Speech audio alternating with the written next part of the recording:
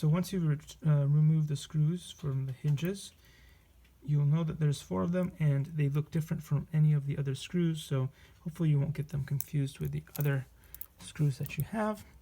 You should be able to just remove the top like that, and this top is one of the best features in my opinion that the Monoprice Mini SLA has, and I wish that some of the other printers had a nice sturdy cover like the I wish the Frozen Sonic Mini had one of those, and also wish that the Creality printers had that kind of cover. It's just really nice to have. Anyway, now that we've done that, we have a bunch more screws here that we have to remove if we wanted to get to the meats and potato of this machine.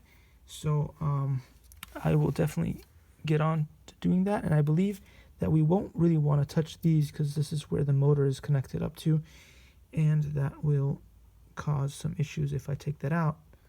So we'll leave that in for now, and I'm going to try to go working through those 4 and maybe these 2. Alright, see you in the next video.